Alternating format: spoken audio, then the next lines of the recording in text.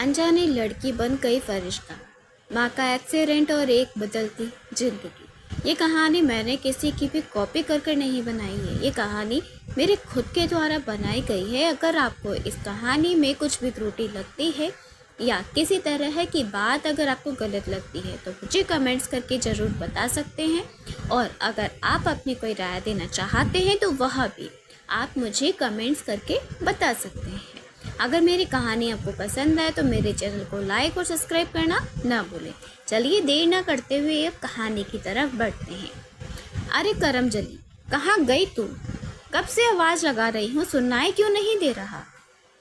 दूसरी औरत बोलती है, तेरे मामा ने तो हमारे गले की घंटी बांध दी।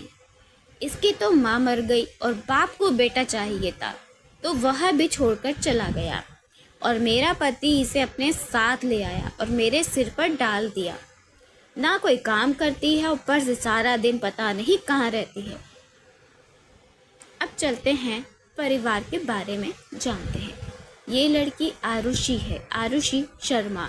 उसकी माँ का नाम मीरा था। मीरा पढ़ी लिखी समझदार थी, लेकिन उसकी माँ बाप नहीं थे। उसे उसके दोनों भाई बहुत ही प्यार करते थे, पर उनकी पत्नियां मीरा के साथ हमेशा बुरा व्यवहार करती थी। उसे दिन भर घर के कामों में लगाए रखती, झाड़ू पोछा बर्तन रसोई सब कुछ। फिर दोनों भाइयों ने मिलकर उसकी शादी एक ऐसे लड़के से करवा दी जो ना तो काम करता था और ना ही मीरा को ढंग से रखता था। मीरा पढ़ी लिखी थी, इसीलिए नौकरी करने लगी, पर जो भी पैसे कमाकर लाती उसका पति वो उससे छीन लेता, उसके साथ ज़बरदस्ती करता, मारपीट करता। लेकिन फिर भी मीरा कभी अपने भाइयों के पास वापस नहीं गई। वो सब कुछ चुपचाप सहती रही। मीरा की शादी को 2 साल हुए थे। वो माँ बनने वाली थी, लेकिन उसका पति रोज शराब पीता और नशे में उसे बहुत बुरा मारता था। एक दिन इतनी बुरी तरीके से मारा कि मीरा का बच्चा गिर गया। कुछ वक्त के बाद मीरा फिर से माँ बनी। इस बार उसने अपने पति से साफ कह दिया कि अगर अब मुझ पर हाथ उठाया या मेरे बच्चे का कुछ भी हुआ तो मैं पुलिस में तेरी शिकायत कर दूंगी। लेकिन वो आदमी कहाँ सुधरने वाला था। जैसे ही उसने मीरा को मारना शुरू किया, उसी वक्त मीरा के भाई वहाँ आ गए। उन्होंने अपनी बहन को मारते हुए देखा और वह उसे अपने साथ ले गए। कुछ दिन अपने साथ रखा, लेकिन फिर कुछ दिनों के बाद मीरा को वापस उसी घर में भेज दिया गया।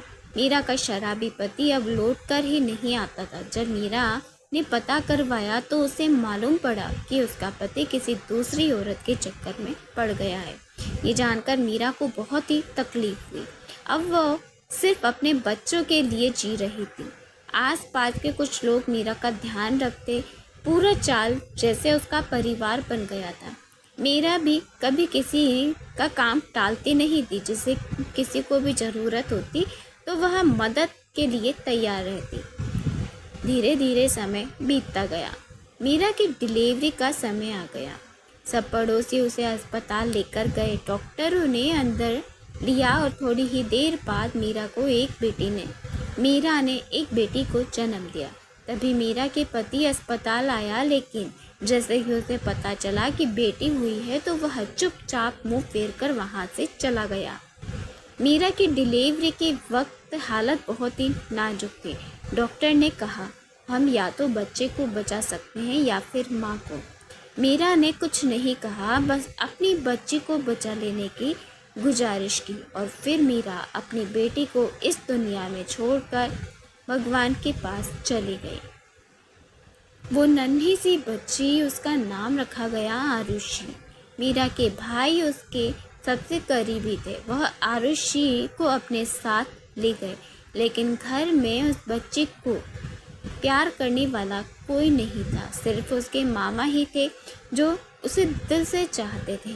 आरुषि बड़ी होती गई, लेकिन उसे अपनी मामी से कभी भी स्नेह नहीं मिला। हर बात पर ताने, झिड़की, काम का बोझ और उपेक्षा। पर मामा हमेशा उसकी ढाल बनकर खड़े रहते थे। जहाँ सबने उसे बोझ समझा, मामा ने उसे अपनी बेटी समझा। आरुषि के बड़े मामा जो उसे बहुत ज़्यादा प्यार करते थे, वह एक लंबी बीमारी के चलते भगवान के पास चले गए। आरुषि अब थोड़ी बड़ी हो चुकी थी, पढ़ाई में भी वह तेज थी, इसीलिए पढ़ाई जारी रखी। लेकिन एक दिन जब उसके छोटे मामा काम से लौट रहे थे तो रास्ते में एक तेज रफ्तार ट्रक ने उन्हें टक्कर मार दी। आरुषि ने दूसरे मामा भी उसी वक्त उस दुनिया को छोड़कर चले गए। घर में किसी ने ये नहीं सोचा कि एक बच्ची के सिर दोनों माँ बाप का साया उठ गया, बल्कि उल्टा सब ने उसको मामा के मौत का इल्ज़ाम लगाया, उसी पर डाल दिया। अरे इसकी तो किस्मत ही फूटी है, जहाँ जाती है बर्बादी ही लाती है। ऐसे ताने, ऐसे इल्ज़ाम। अब आरुषि के पास कोई नहीं बचा जो उससे प्यार करे, लेकिन उसने हार नहीं मानी। अब वो सिर्फ खुद को संभालती रही, बल्कि अपने छोटे भाई बहनों की जिम्मेदारी भी उठाने लगी। नौकरी करती, घर संभालती और अपने भाई बहनों की पढ़ाई, खाना ज़रूरत के सब कुछ सामान पूरा करती। एक छोटी सी उम्र में वो सब कुछ बन गई, एक बहन, एक माँ और एक सहारा। आरुषि सुबह से शाम तक ऑफिस में रहती और पूरे काम में मन से करती। शाम को जैसे ही घर लौटती तो बिना आराम किए वह सीधे घर का काम संभाल लेती। खाना बनाना, कपड़े धोना, सफाई, सब कुछ घर का हर काम आरुषि करती थी। लेकिन फिर भी उसकी मामी ने कभी उसे प्यार से एक शब्द तक नहीं कहा। वह बच्ची जो बचपन से ही माँ के प्यार के लिए तरस रही थी, आज भी उस प्यार को महसूस नहीं कर पाई। उसका दिल अंदर ही अंदर टूटता रहा, लेकिन चेहरे पर हमेशा शांत रहता। एक दिन की बात है, जब आरुषि अपने ऑफिस से जा रही थी, तभी रास्ते में सामने एक महिला का एक्सीडेंट हो गया और उसे बहुत चोट आई थी। लोग बस खड़े होकर उसे देख रहे थे। आरुषि एक पल भी नहीं रुकी और बिना किसी सोच के उस महिला की मदद की। उसने ऑटो को बुलाकर खुद अस्पताल लेकर गई। उस महिला के पहनावे से ऐसा लग रहा था कि वह किसी रईसी परिवार से है, लेकिन उसे पहचान नहीं हो रही थी।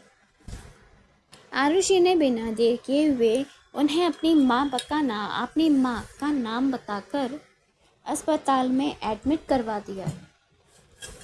सारी फॉर्मेलिटीज़ खुद पूरी की और फार्म भरा, डॉक्टर से बात करना, दवाइयाँ लाना, फिर चुपचाप उस महिला के होश में आने का इंतज़ार करने लगी। महिला के पास एक हैंड बैग रखा था जिसमें उसका मोबाइल रखा था। वह बार बार बज रहा था। आरुषि ने पहले तो ध्यान नहीं दिया, लेकिन जब बार बार एक ही नंबर से कॉल आने लगा तो उसने आखिरकार कॉल रिसीव कर लिया। फ़ोन पे दूसरी तरफ घबराई हुई आवाज़ आई, माँ आप कहाँ हो? कितनी डर गई हूँ मैं। आपने अभी तक कॉल क्यों नहीं किया? आपने कहा था। आप कहाँ हो मम्मा? बताओ ना, मैं आ रही हूँ आपके पास। आरुषि चौंक गई। जिस महिला को कुछ देर पहले वह सड़क से उठाकर लाई है, वह किसी की माँ थी और कोई उसकी बहुत ही चिंता कर रहा था। इतना कहकर आरुषि ने फ़ोन कट कर दिया। उधर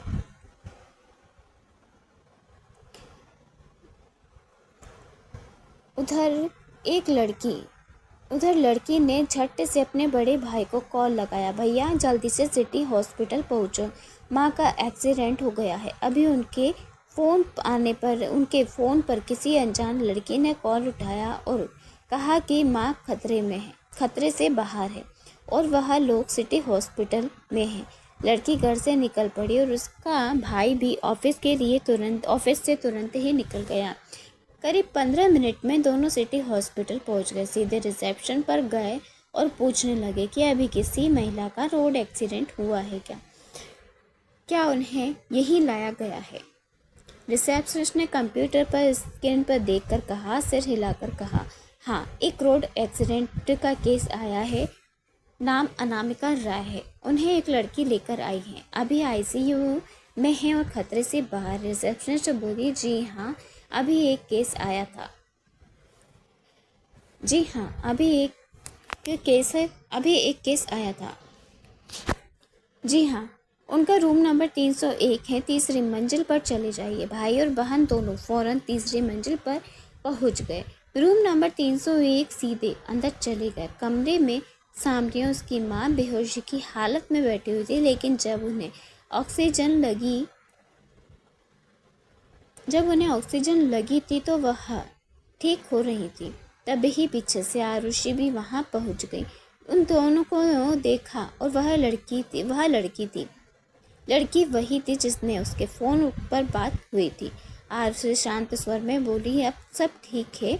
इनका मोबाइल लॉक था, इसीलिए मैंने किसी को भी कॉल कर पाना मुश्किल हो रहा था।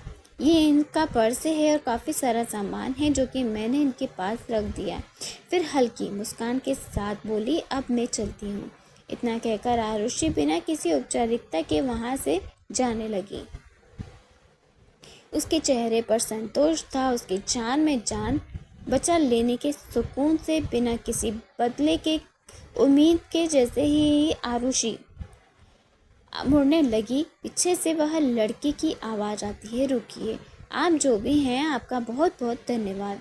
आज आपने हमारी कृपा से हमारी माँ की ज़िंदगी बचा ली है। आपने हमारी माँ की ज़िंदगी बचा ली है। फिर उसने आगे पूछा, आप कहाँ रहती हैं? आरुषि ने निसंकोच अपने घर का पता बता दिया। उसे लगा कि कहीं ऐसा न हो कि ये लोग मुझे धोखेबाज या फिर पैसों के लालच में आया हुआ समझे। पता बताकर आरुषि चुपचाप वहाँ से चली गई। उधर उसकी माँ अब भी बेहोश थी। वह लड़का सीधे रिसेप्शन पर गया और पूछा, मैम, जो महिला हमारी माँ को लेकर आई थी, क्या उन्होंने बिल का कुछ किया है? रिसेप्शनिस्ट ने फाइल देखते हुए कहा, जी हाँ मैडम, को थोड़ा वह बहुत बिल था जो वह महिला जमा करवा गई है। उन्होंने बदले में अपने सोने की चेन यहाँ रखी है और कहा कि जैसे ही उन्हें पेमेंट मिलेगा वह बाकी का पैसा भी बढ़ जाएंगी। इस ज़माने में क्या कोई इतना निस्वार्थ और ईमानदार हो सकता है? वह सोच भी नहीं सकता था।